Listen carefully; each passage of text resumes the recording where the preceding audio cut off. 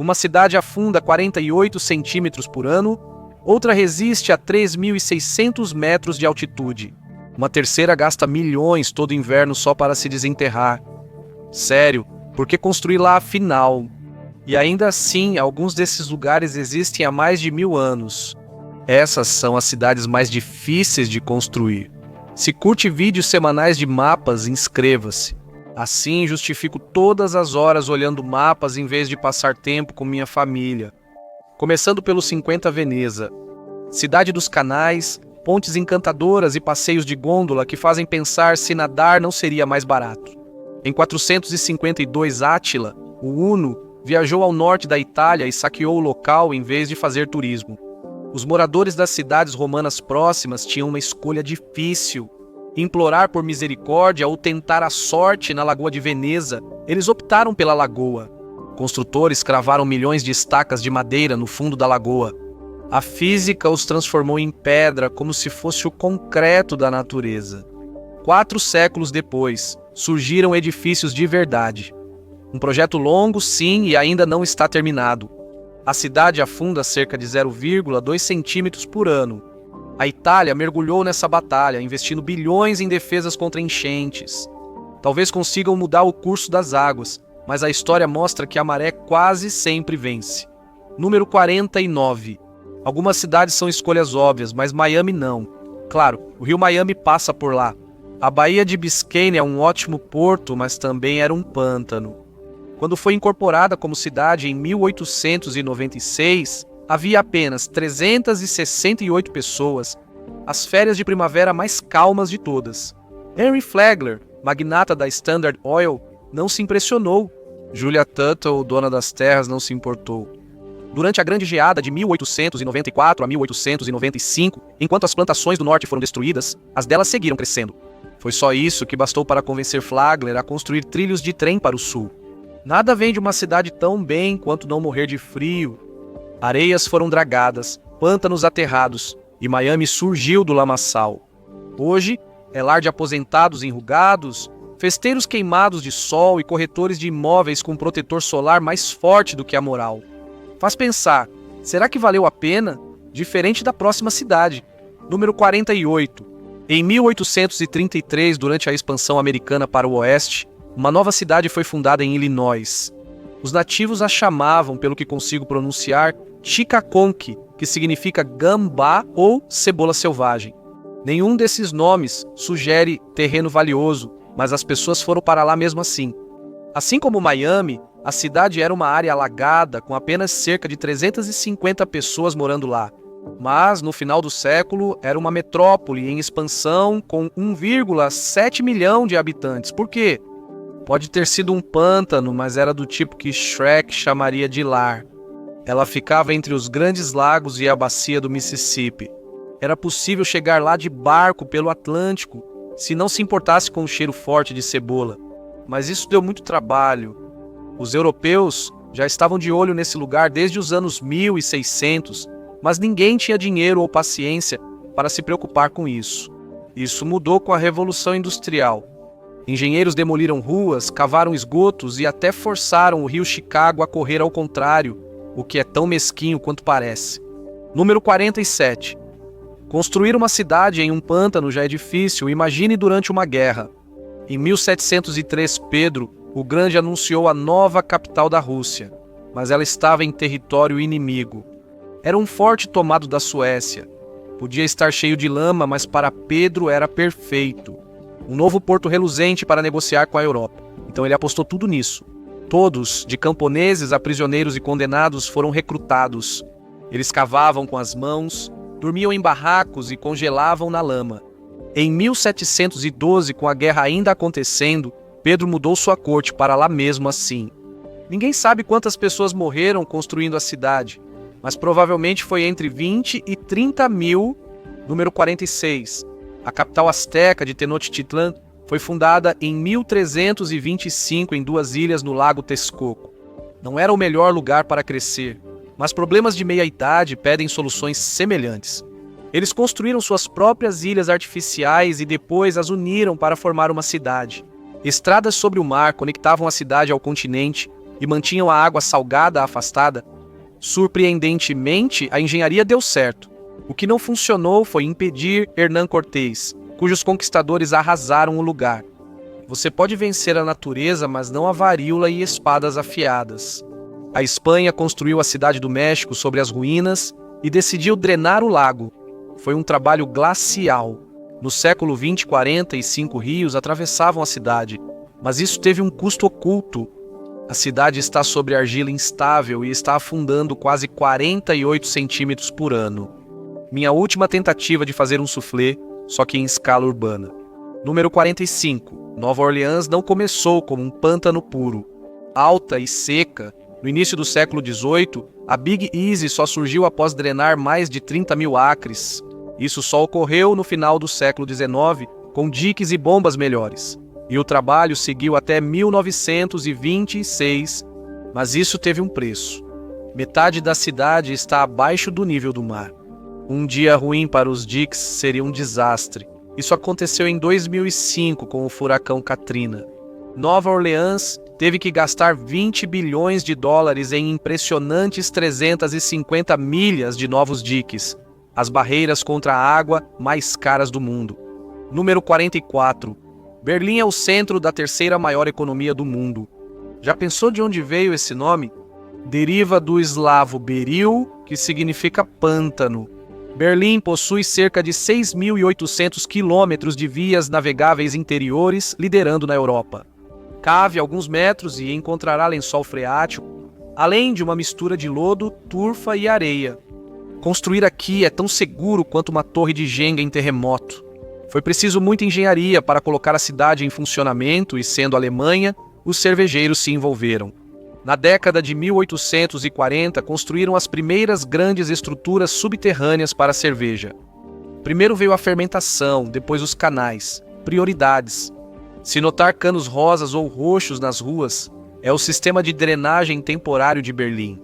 Basicamente, são como macarrões de piscinas gigantes, impedindo que os canteiros de obras fiquem alagados. Número 43, outra grande cidade da Alemanha, também foi erguida em um pântano. Sério, qual a atração? Carlos Magno mandou construir um forte em 808 num terreno rochoso. Parecia um plano sólido, literalmente.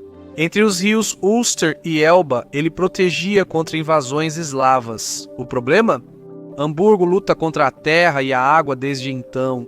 Projetos como o Hafen City, em Hamburgo, ainda hoje usam pilares à prova de enchentes.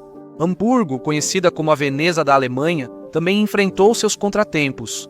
Em 5 de maio de 1842, um incêndio devastou a cidade, deixando um terço dela em ruínas. Depois veio o plano de reconstrução dos bombardeiros aliados na guerra, número 42. Paris não foi construída totalmente em um pântano, então isso já é um progresso. Mas calma aí, eu disse totalmente. Lamara, um dos bairros mais badalados, costumava ser assim. Antes playground da nobreza, depois centro comercial pós-revolução e hoje centro cultural. Monges drenaram o local no século IX, depois Luís VII tentou novamente mais tarde. Se eles não tivessem feito isso, provavelmente ainda seria a periferia de Paris. Em vez disso, agora é um dos imóveis mais valorizados do centro. Nada mal para um antigo pântano, mas comparado a Londres, isso não é nada. Número 41. Os romanos fundaram Londinium, a futura capital da Grã-Bretanha, em um ponto de travessia no rio Tâmisa. Escolha inteligente, exceto pelos pântanos, mas depois drenaram o local. Depois que os romanos foram embora em 410, os pântanos voltaram, mas não por muito tempo. Os londrinos medievais, como torcedores de futebol, enfrentaram os pântanos hectare por hectare. Na era vitoriana, mais de 320 quilômetros de muros ladeavam o Tâmisa de Teddington ao Mar do Norte. O rio foi comprimido de uma extensão larga e rasa para um canal mais profundo e estreito. Super Cidade Alfa era um pântano. Agora entendo por que os financeiros se sentem tão à vontade aqui. Até agora, tivemos uma cidade sobre palafitas afundando mais do que as carteiras dos turistas, um atoleiro vendido como destino de férias e uma cidade que mudou o curso de um rio por tédio. Vamos continuar com esse delírio de urbanista. Número 40. Mais uma das super cidades alfa do mundo. Era uma vez um pântano infestado de mosquitos, pelo menos a parte mais famosa era assim. Mapas antigos de Nova York estão cheios de terrenos recém-criados, que é uma forma educada de dizer pântano onde enfiamos terra. Demorou 200 anos para achar água potável. Após planos ruins, fraudes e um surto de cólera, o aqueduto de Croton foi inaugurado em 1842. A cidade celebrou em outubro daquele ano a água, sem gosto de morte. Número 39. Proteger Pequim significou transformar um pântano em um projeto de engenharia. Cansada das invasões do norte, a China cercou Pequim com grandes muralhas. O perímetro sudeste era mais complicado. Pântanos baixos forçaram a muralha a seguir uma diagonal estranha. Era a maneira de Pequim contornar o problema. O perímetro noroeste também era encharcado. As muralhas eram erguidas e depois abandonadas para seguir outra diagonal. Isso deixou um pequeno triângulo de terra fora da cidade. Engenheiros desviaram a água das nascentes de Yuchuan e Baichuan para cavar fossos e encher os 3 lagos dos Jardins Imperiais. Se você está lutando contra atoleiros, é melhor torná-los decorativos. Sem as muralhas e a água, Pequim não seria a capital da China desde 1421. É muito perto da estepe, onde as invasões apareciam como entregas da Amazon, diárias, caras e impossíveis de parar. Número 38. Xangai surgiu em 991 no atual distrito de Songjung. Ela cresceu devagar até alcançar cerca de 12 mil habitantes, no início dos anos 1100. Em poucos anos, ela cresceu para mais de 250 mil habitantes, devido às invasões do Jushin ao norte. A população cresceu rápido, mas a terra permaneceu. Enquanto se expandia, Xangai começou a afundar. No início do século XX, Xangai afundava quase 1 polegada por ano. Desde 2010, as coisas se estabilizaram, mas o aumento do nível do mar agora ameaça seus 24 milhões de habitantes. A solução, cidade esponja, nada a ver com Bob Esponja. Plano bilionário usa plantas e solo para absorver água, não só canos. Número 37. A capital da Indonésia, Jakarta, sempre foi uma das cidades mais complicadas do mundo. Fundada no século XVII por colonizadores holandeses, era para ser a Amsterdã tropical. Ao invés de luzes vermelhas e cafés enfumaçados, encontraram montanhas e chuva. Correntes constantes de água desciam e eles precisavam se livrar delas. Canais foram feitos para resolver isso, mas logo a cidade se afogava em chuva, calor tropical e na poluição trazida pelos colonizadores. Os holandeses apenas se mudaram ao sul para Menteng. Os canais continuam lá, cobertos pelo concreto ou usados como drenagem. Hoje, partes da cidade estão afundando até 15 centímetros por ano. Em alguns pontos, já passa de 4 metros. Ficou tão ruim que o governo indonésio decidiu que a única solução era fazer as malas. Estão construindo a nova capital, Nusantara, em um local seguro longe das águas. Número 36. Lagos, Nigéria, é meio que a Veneza da África, porque também foi construída em uma lagoa. Tudo começou com 28 mil pessoas, mas como a área era alagada, os britânicos precisaram drenar o terreno para permitir o crescimento da cidade. Por um tempo funcionou. Hoje é a maior cidade da África, com mais de 20 milhões de habitantes, um país inteiro espremido em um único pântano. Manter assim é outra história. Hoje a chuva alaga ruas e as praias erodem rápido. Sem áreas alagadas, nada absorve a água ou segura as ondas. Manter a cidade acima do solo vai exigir projetos de engenharia enormes e caros. Já ouviram falar da Arca de Noé? Só estou perguntando. Número 35, Bangkok sempre será grande. No topo da Baía de Bangkok, sua localização estratégica era clara, mas a região era em grande parte pântanos. Esse sucesso alcançado com esforço teve um preço. A cidade ficava cerca de 1,5 metros abaixo do nível do mar e o solo era de argila macia. Prédios altos dos anos 1970 aumentaram o peso. Muitos desses canais foram aterrados, então a água da chuva não tem para onde escoar.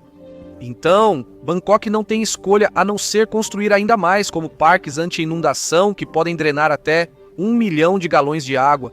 Ainda assim, os problemas de água da cidade fizeram alguns funcionários do governo tailandês falarem sobre mudar a capital, assim como a Indonésia está fazendo. Número 34, Mumbai é uma mega cidade mundial. População, 21,7 milhões. Quando Portugal assumiu o controle no século XVI, a cidade era formada por 7 ilhas. Só em 1845 foram preenchidas. Uma reforma resolveu isso. Antes, era tão inóspita que Portugal cedeu a colônia à Grã-Bretanha no casamento de Carlos II, melhor do que um conjunto de torradeira e chaleira, eu acho. Mas nem ele se deu ao trabalho de governar o lugar. Ela foi alugada à Companhia das Índias Orientais por 10 libras em ouro anuais. O pior negócio de Airbnb da história. A vida não ficou mais fácil. Em 1689, os mogóis destruíram quase toda a infraestrutura ao cercá-la. A cidade se recuperou, mas agora enfrenta outro grande desafio. O solo arenoso não suporta bem prédios modernos e a população piora a situação ao esgotar o lençol freático. Enfrentar o solo arenoso será o próximo grande desafio de infraestrutura e a cidade não tem tanto tempo. Mumbai está afundando a uma taxa de 2 a 3 milímetros por ano e pode estar 40% submersa até 2050. Nem todas as cidades foram difíceis de construir pelo local, mas sim pelo que faziam. Número 33. Washington, Distrito de Colômbia, não foi exatamente construída em um pântano dessa vez. O próprio Washington era agrimensor. Ele escolheu uma margem de rio sólida para a capital. Construí-la? Isso já é outra história. Pierre. L'Enfant queria transformar a região selvagem em uma grande cidade, mas por não compartilhar seus planos, foi demitido. A cidade avançou com dificuldades sob Andrew Ellicott até 1902, quando os projetos de L'Enfant foram redescobertos.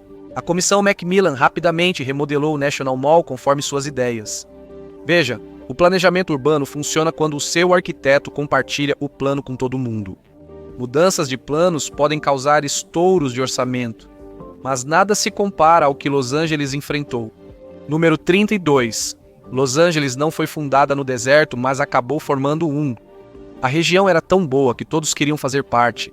Em 1841, já eram quase 1.700 pessoas. 50 anos depois, já eram mais de 100 mil em 1920, 500 mil. A população ultrapassou a capacidade de fornecimento de água natural da região. Algo precisava ser feito e rápido. Então, o prefeito Fred Eaton bolou um plano. Ele roubaria a água do Vale de Owens. Isso levou às guerras da água da Califórnia. Os fazendeiros revidaram, às vezes com dinamite. Em 1913, o aqueduto ficou pronto. Em 1924, o lago Owens virou poeira. A revolta enfraqueceu em 1931. Los Angeles ficou com a água, os fazendeiros perderam e a cidade virou a segunda maior dos Estados Unidos da América Moral da história. Na Califórnia, a água supera até TNT número 31. Las Vegas não foi esculpida no deserto, mas sim colocada sobre um oásis de sorte. Las Vegas significa os prados, mas prados não criam uma metrópole.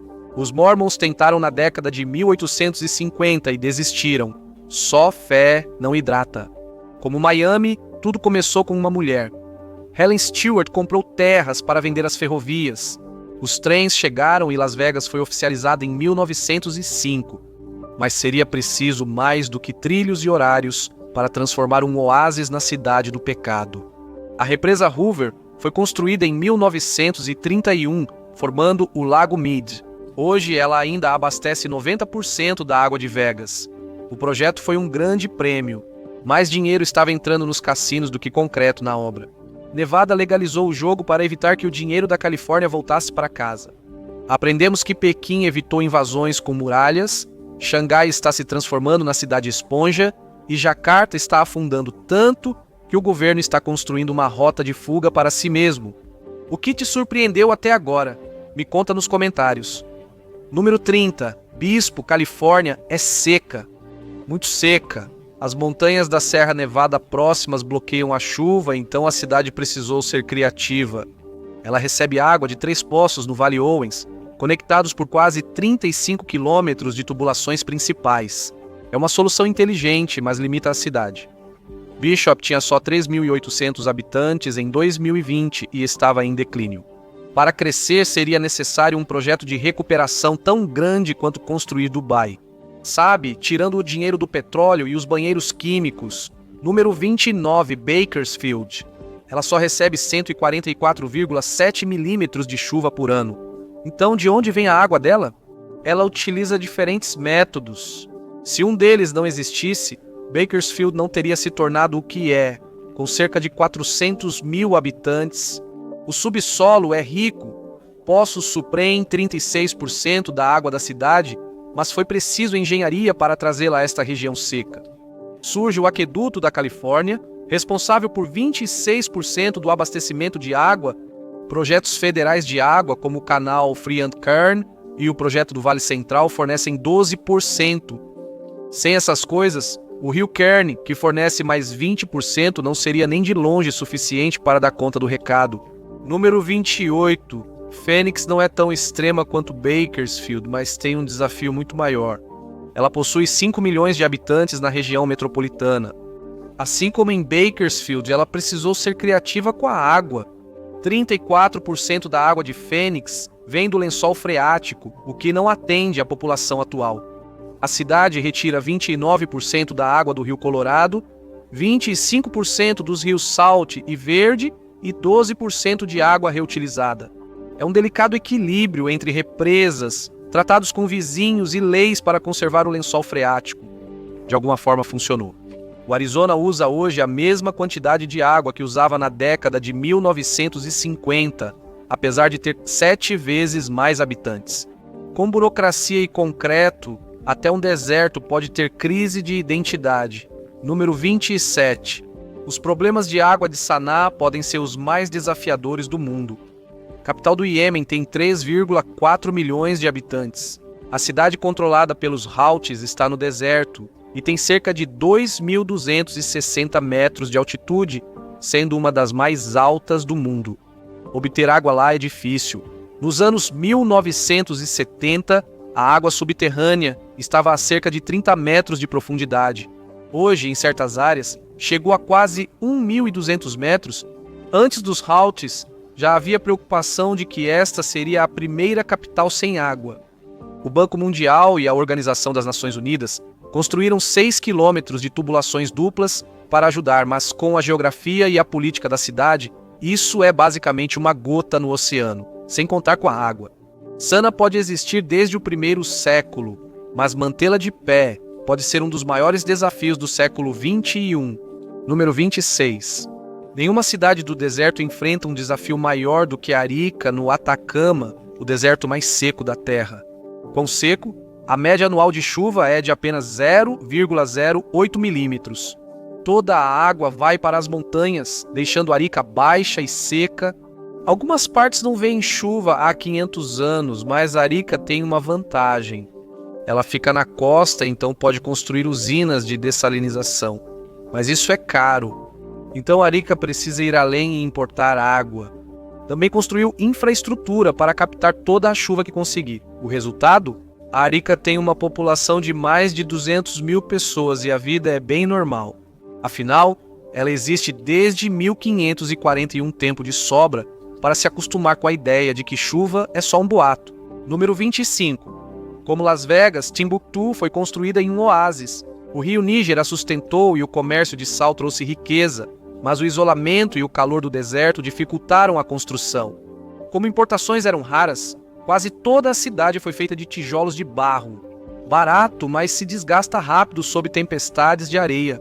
Até hoje não há estradas modernas. O burro ainda é o Uber local. Hoje existe um aeroporto, o que facilita, mas o deserto quer vingança e o rio Níger está diminuindo. A manutenção nunca esteve tão difícil. Insurgentes controlam a cidade desde agosto de 2023. Preços dos alimentos seguem em alta e 33 mil pessoas já fugiram. Um lugar feito de sal já tem feridas demais para serem esfregadas. Número 24. Os australianos enfrentaram outros desafios no deserto. Vá para Coober Pedy e você vai encontrar construções que parecem normais, mas as aparências enganam. Os quartos levam para o subsolo. Isso mesmo, as pessoas touper existem? Não, brincadeira. As pessoas vivem embaixo porque quando o mercúrio chega a 52 graus Celsius, o ar-condicionado desiste. Não foi um lugar fácil de construir. Os moradores fizeram do jeito antigo, com picaretas, pás e explosivos. Felizmente, alguns poços de mina abandonados serviram de ponto de partida. Como manter a vida subterrânea? 70% da energia vem do vento e do sol. A água é trazida de 24 quilômetros, funciona. Desde 2022, 2.500 pessoas vivem lá, mas não é um modelo pronto para ser replicado globalmente. Número 23, Perth. Enquanto a maioria das cidades existe por suas conexões, Perth parece ignorar isso. Com 2,3 milhões de pessoas, é a grande cidade mais isolada do mundo. 2 dias cruzando no Larbour só para chegar a Adelaide. É civilização em modo avião. Então como ela cresceu? Tudo começou com uma linha telegráfica em 1869, mas só avançou após a Segunda Guerra Mundial. Ainda assim precisaram de um iate. Em 1983, o iate Austrália 2 venceu a Copa América e colocou Perth no mapa. Um boom da mineração nos anos 2000 aumentou a população. Os líderes da cidade aproveitaram e investiram em projetos de longo prazo, como a Perth Arena e o estádio Optus. A estratégia valeu a pena, já que agora a cidade tem 79% da população da Austrália Ocidental. Número 22. Perth não é nada comparada a Iquitos, no Peru, a cidade menos acessível do mundo. Só se chega lá de barco ou avião, mas não é uma vila remota. Vivem 491 mil pessoas. Como ela ficou tão grande? Em 1870 tinha só 1.500 habitantes. Em 1880 já eram 20 mil. Tudo isso devido a um boom da borracha tão grande que atraiu Gustave Eiffel para construir a Casa de Ferro. Mas os bons tempos acabaram. Em 1912, empresários estrangeiros descobriram que as seringueiras cresciam em lugares mais fáceis. O boom terminou tão rápido quanto um pneu furado, mas a população continuou crescendo. Sua localização acabou se tornando uma atração turística. Era a maior base para explorar a Amazônia, então ainda atrai todo tipo de aventureiro disposto a gastar. A lição é que geografia e sorte podem transformar até a terra mais desolada em um canteiro de obras. Não aposte tudo na borracha. As cidades sofrem por serem baixas, mas construir alto também não é solução simples. Número 21. Denver está a 1 milha de altitude, ainda mais alta em certos locais, e teve origem em 1858 com garimpeiros de ouro. Ela ficou pequena até as ferrovias chegarem nos anos 1870. Em 1890 tinha 100 mil habitantes, mas com estradas a história era outra. A I-25 foi inaugurada em 1948, com verba federal e reconstrução de 20 pontes, com a população crescendo 40% neste século e chegando a 715 mil, a cidade corre atrás novamente. Grande altitude, pouco financiamento, parcerias público-privadas são a nova solução. Mesmo a 1 milha de altitude, os problemas de Denver seguem ao nível da rua. Certo, tivemos Arica tratando a chuva como um conto de fadas, Timbuktu ainda funcionando à base de burros e Cuba Pit virando um verdadeiro homem topeira só para escapar do calor. E ainda temos problemas de altitude, ainda mais cidades no deserto e uma vítima de guerra ainda por vir. Número 20, Xining, na China, é a cidade mais alta da Ásia e está cerca de 600 metros acima de Denver. Lá vivem mais de 2,4 milhões de pessoas. Embora o vale do rio Huangshi facilite o acesso à água, a construção da cidade não foi simples. Procure Xining em um mapa e ela fica bem no centro da China. Chegar lá nunca foi fácil. Hoje você pode pegar um trem para Urumqi em 4 a 5 horas. Honestamente, é um pequeno milagre. Ar gelado, pouco oxigênio e terremotos não são exatamente amigáveis para quem viaja todo dia. Em 1927, um terremoto atingiu 7,7 e matou mais de 40 mil pessoas. Apesar dos desafios, a cidade segue. Sua localização é crucial para a iniciativa do Cinturão e Rota de Xi Jinping. Número 19. Addis Abeba é a cidade mais alta da África, com pouco mais de 2.350 metros de altitude. Mas isso não foi feito tanto por escolha, e sim por sorte. Fundada em 1886 após o imperador Menelik, segundo considerar as colinas em Toto íngremes demais para um trem. Então ele se mudou para cá. Por coincidência, sua esposa já tinha uma casa aqui. A versão do século XIX de Amor, vamos só usar a sua casa. Como a nova capital não foi planejada, Addis Abeba cresceu de forma lenta e caótica. Morar junto nunca é fácil. Os burocratas brigaram por anos. Depois, Mussolini invadiu nos anos 1930.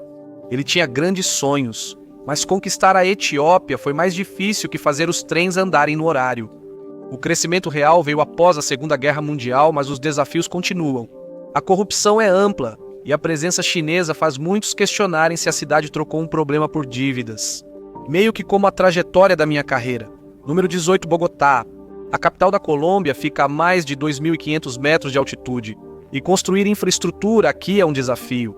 Encostas íngremes e caminhos estreitos tornam as estradas na Colômbia difíceis de construir e rápidas para desmoronar.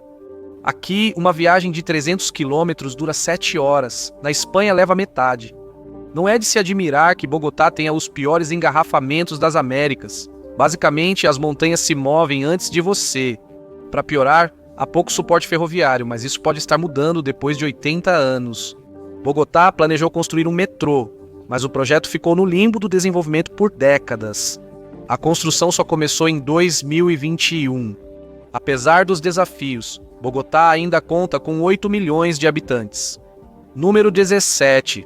Cochabamba foi fundada no século XVI, a cerca de 8.400 pés de altitude. O solo era bom e a região prosperou na agricultura, mas a infraestrutura moderna enfrenta dificuldades para acompanhar. A represa São José, feita nos anos 1950, abasteceu uma cidade pequena. Hoje, os moradores usam encanamento antigo em uma cidade moderna. O uso da água piorou tanto que, nos anos 2000, a privatização gerou grandes protestos. Os preços subiram, houve revolta popular e a privatização foi revertida, mas os problemas de água continuaram. Cochabamba agora se promove como futuro polo tecnológico. A 2.560 metros de altitude e com falta de água, é difícil planejar sem fôlego e encanamento. Quito, capital do Equador, está a 2.850 metros de altitude. Ela tem 1,7 milhão de habitantes. A altitude dificulta construções altas. Ela foi fundada em 1534, mas nem mesmo 500 anos resolveram os desafios da geografia. Em julho de 2025, um deslizamento rompeu um cano e deixou 400 mil moradores sem água. Clima subtropical ou não, a essa altitude, o maior desafio de Quito é manter as torneiras funcionando. Quito depende quase só de áreas de arbustos de altitude para a água, regiões frágeis ameaçadas por mineração e má agricultura. Nos anos 1990, a escassez foi tão grave que a cidade pediu ajuda à The Nature Conservancy. Funcionou, mas também provou o ponto. Nesta altitude não há margem para erro.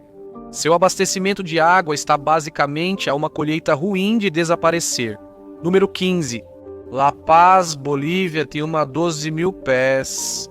Mesmo assim, mais de 2 milhões vivem na região metropolitana. Os espanhóis tentaram se estabelecer aqui, mas o terreno era tão hostil que nada se firmou até 1548. Construir estradas naquela altitude era brutal e as feitas eram estreitas. O resultado: La Paz enfrenta engarrafamentos há 500 anos. A solução? Subir ainda mais. Em 2012, La Paz construiu o sistema de teleférico Mita-Leférico, concluído em 2014. Agora, 10 linhas transportam mais de 200 mil pessoas por dia. Agora, o trajeto vem com a vista e o mal de altitude. Esta próxima cidade realmente faz jus ao seu nome. Número 14. El Alto, na Bolívia, fica a pouco mais de 13.600 pés de altitude. É a cidade mais alta do mundo, com quase 1,2 milhão de pessoas. Por que ela surgiu? Ninguém vivia ali antes de 1903. El Alto surgiu como favela de La Paz, enquanto os mais ricos ficavam no Vale Cuxi, abaixo. Depois, ondas de imigrantes rurais chegaram, aumentando a população. A geografia era difícil. Os recursos e o ar eram escassos. El Alto aprendeu a ser cidade do jeito difícil. Até 1997, só 1/3 dos moradores de El Alto tinha ruas asfaltadas ou coleta de lixo. O acesso ao esgoto era só 20%. Em alguns locais, chega a 2%. O recuo das geleiras ameaça o abastecimento de água, tornando a vida na montanha ainda mais desafiadora. Mas há uma grande conquista. Os teleféricos de La Paz se estendem até El Alto. É a maior linha do tipo no mundo e muito mais rápida que descer quase 5 km de carro pelo Canyon, uma viagem praticamente mortal. Número 13. El Alto é a maior cidade em altitude, mas há um assentamento ainda mais alto no Peru. Bem-vindo à cidade em expansão de La Rinconada, a uma altitude de 16.700 pés. Uma corrida do ouro nos anos 2000 fez a população disparar em 235%. Em 2009, cerca de 30 mil pessoas viviam lá. Prova de que as pessoas literalmente sobem quilômetros até o céu se houver ouro esperando. La Rinconada não tem água potável nem saneamento básico. O derretimento das geleiras é a única fonte, o que é bom. Mas está contaminada com mercúrio da mineração, o que é ruim. Até a chuva é tóxica, o crime também é desenfreado. Em 2024, a solução do governo foi instalar 18 câmeras e 15 guaritas. O Batman não combate o crime a 5.100 metros de altitude. Número 12. Quando você pensa em topos de montanhas, geralmente pensa em neve. E Aomori, no Japão, tem neve de sobra. É a cidade mais nevada do mundo, com 8 metros de neve por ano. Não é a cidade mais alta nem a mais fria, mas espremida entre as montanhas Hokoda e a Baía de Mutsu, ela recebe ventos colidindo que despejam neve durante todo o inverno. Não é tão fria quanto a próxima cidade da nossa lista, mas ainda assim, quando o recorde de temperatura máxima em janeiro é de menos 10,3 graus Celsius, você basicamente está vivendo em um corredor de congelados. Manter a cidade ativa custa cerca de 35 milhões de dólares por temporada, só com caminhões para a neve. Incluem-se aspersores de água do mar em estradas e trilhos, equipe de 120 pessoas no aeroporto e até ruas aquecidas em alguns locais.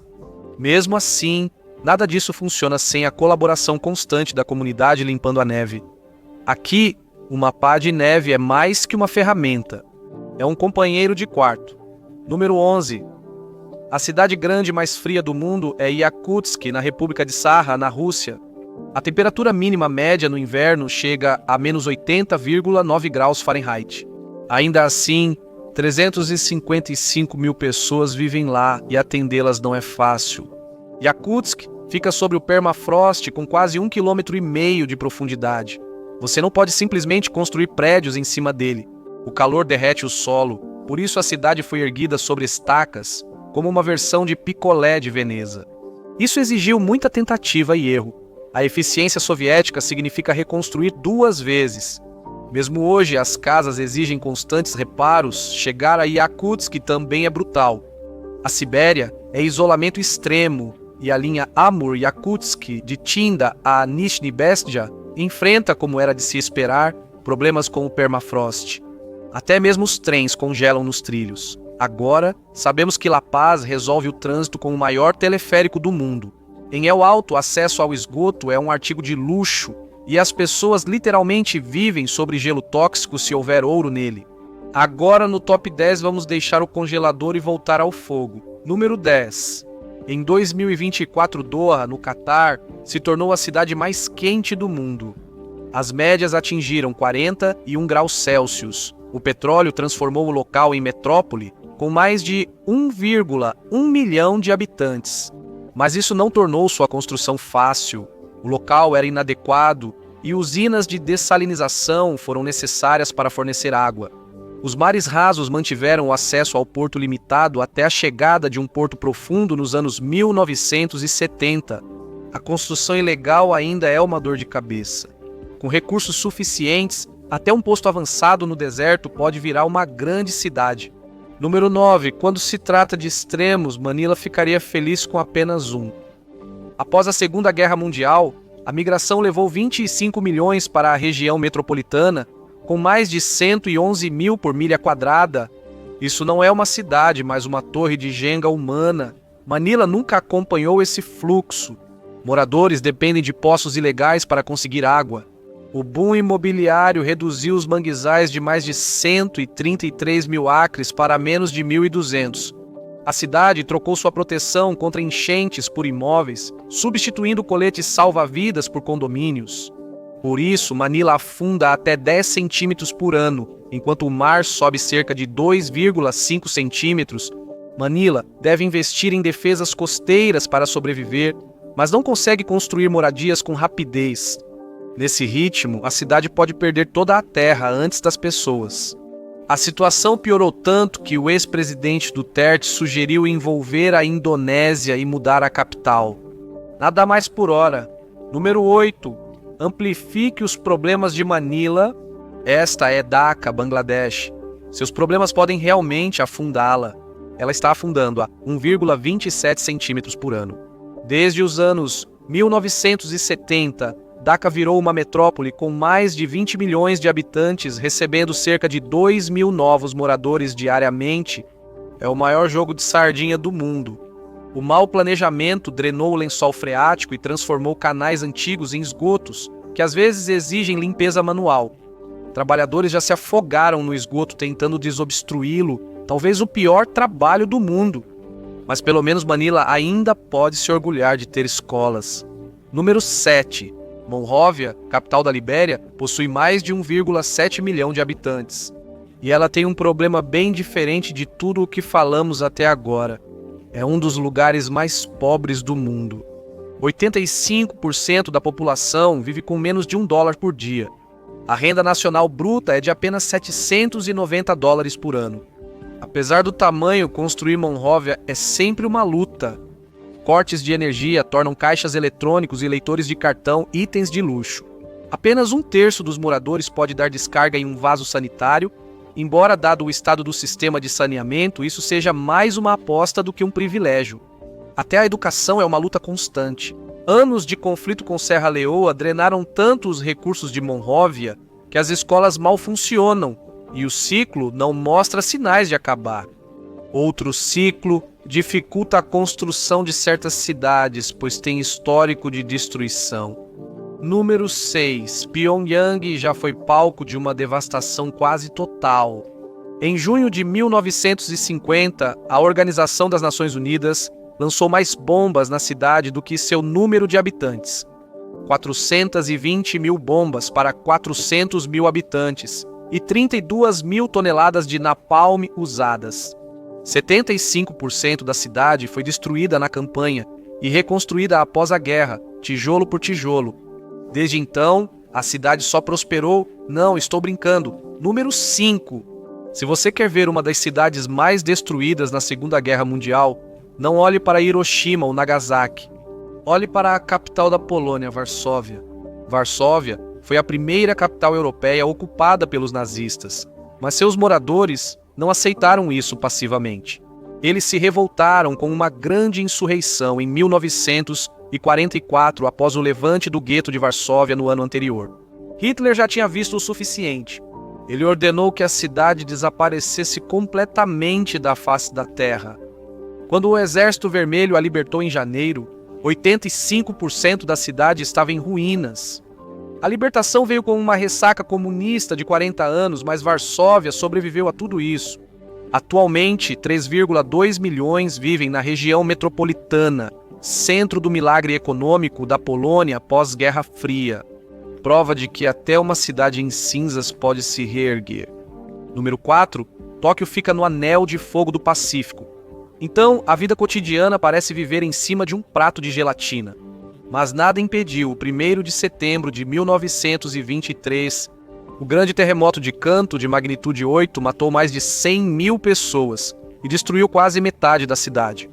A cidade foi reconstruída apenas para ser arrasada novamente em 1945, quando bombardeiros americanos lançaram 453 toneladas de bombas incendiárias. 100 mil pessoas morreram e 51% de Tóquio foi reduzida a cinzas. A cidade foi demolida 2 vezes antes mesmo de ter um horizonte de prédios. Reconstruir após o terremoto custou o equivalente a 85 milhões de dólares hoje. Após a Segunda Guerra Mundial, o milagre econômico japonês ajudou a aliviar o fardo. Os planejadores cuidaram da infraestrutura e deixaram os moradores definirem seus quintais. O resultado? A Tóquio moderna foi reconstruída das ruínas em um mosaico de bairros distintos. É a prova de que até o caos pode ser bem organizado. Então, Manila substituiu manguezais por condomínios, Dhaka viveu o pior jogo de sardinha e esgoto do mundo, e Pyongyang foi mais bombardeada do que construída. Pode haver algo mais difícil do que isso? Bem, sim, é hora do nosso top 3. Número 3, Magdeburgo, na Saxônia-Anhalt, na Alemanha, tem cerca de 244 mil pessoas, mas basicamente é uma fênix que renasceu 3 vezes. Em 1207, um grande incêndio destruiu grande parte da cidade e a catedral. Aconteceu novamente em 20 de maio de 1631, durante a Guerra dos 30 Anos, Magdeburgo protestante caiu diante da Liga Católica, cujas tropas não mostraram misericórdia. 20 mil moradores foram mortos e a cidade foi reduzida a cinzas. Levou 200 anos para se recuperar, justo a tempo de ser destruída novamente. Em 16 de janeiro de 1945, aeronaves britânicas e americanas lançaram um grande ataque aéreo. Mais de 90% da cidade foi destruída, mas Magdeburgo foi reconstruída mais uma vez. A Intel planeja construir sua maior fábrica na Europa lá em 2027. Vamos torcer para que eles invistam também em um guarda-chuva à prova de bombas, incêndios e guerras. Número 2. Ypres ficava bem na linha de frente da Primeira Guerra Mundial, um péssimo imóvel se é que já existiu um.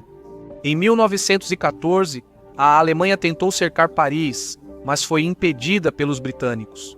O que se seguiu foram 3 batalhas brutais de Ypres, centenas de milhares de mortos e a cidade se tornando infame como o local dos primeiros ataques químicos em grande escala. Ypres teve um papel de destaque na guerra que ninguém queria. Seu salão de tecidos medieval, a Catedral de São Martinho e grande parte de seu patrimônio foram arrasados, tornando-a a cidade mais destruída da guerra. Quase tudo teve que ser reconstruído, bem a tempo da ocupação nazista na Segunda Guerra Mundial. Hoje, tanta coisa foi restaurada que você mal perceberia. Um lembrete silencioso de como as pessoas podem ser teimosas. De uma cidade devastada pela guerra para outra, em primeiro lugar, Bagdá existe desde o século VIII e rapidamente se tornou a joia da coroa da Era de Ouro Islâmica. Por séculos, foi uma das grandes cidades do mundo, até que tudo chegou a um fim catastrófico. Em 1258, os mongóis visitaram Bagdá e não tiveram misericórdia. Mais de 200 mil pessoas foram mortas ou escravizadas.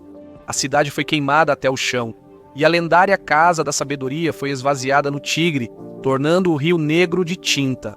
Bagdá lutou para se reerguer, apenas para ser sitiada novamente por Tamerlão, pelos otomanos e por muitos outros depois disso. Hoje, mais de 8 milhões de pessoas vivem lá. Se nada mais, Bagdá aperfeiçoou a arte da resiliência. Obrigado por me acompanhar hoje. Espero que você tenha gostado do vídeo. E se quiser ver mais vídeos como este, por favor, considere se inscrever e ativar as notificações. Realmente faz diferença. Mais uma vez, obrigado e até a próxima numa PEC.